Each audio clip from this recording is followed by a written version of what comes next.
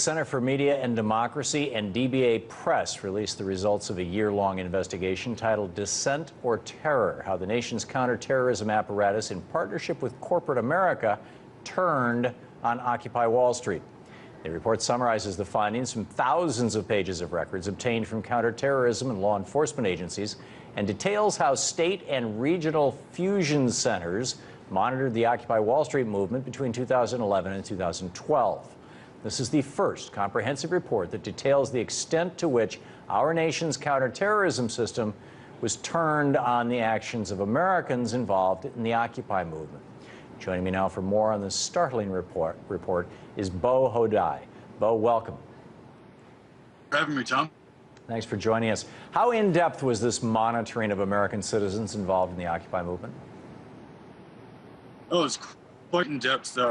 Records that we obtained show that it was a couple of fusion centers. It was fusion centers from all parts of the country distributing intelligence bulletins, other pieces of alerts, other pieces of information talking about even the most minute activity that regional incarnations of the Wall Street movement were engaged in.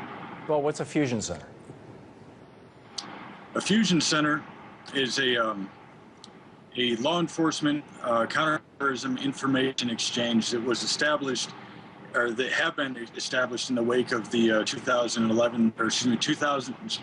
September 11th, 2001 terrorist attacks, in which we have everybody from local law enforcement to county sheriffs to state law enforcement, coupled with federal agencies such as the FBI, Homeland Security, and DHS components. Wow.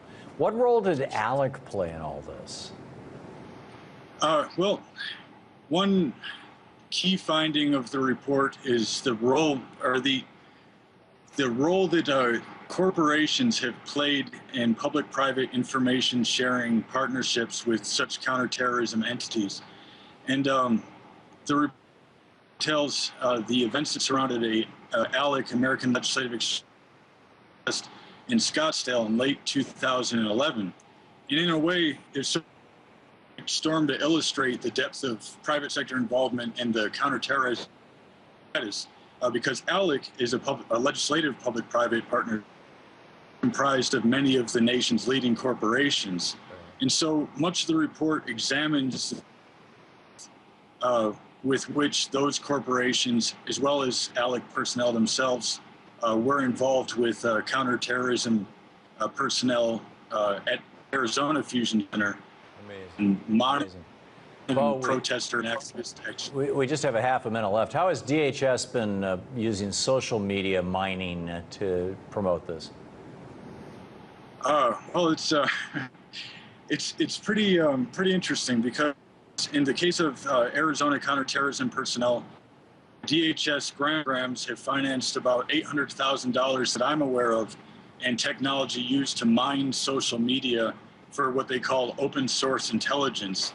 And basically, it's your Facebook posts, blog posts, that tell what you're going to do, that clues as to who your friends are, your associations are, things like that. And it's just tremendously interesting, the amount of money Department of Homeland Security is actually spent to make sure that counterterrorism personnel are able to your Facebook page. Remarkable.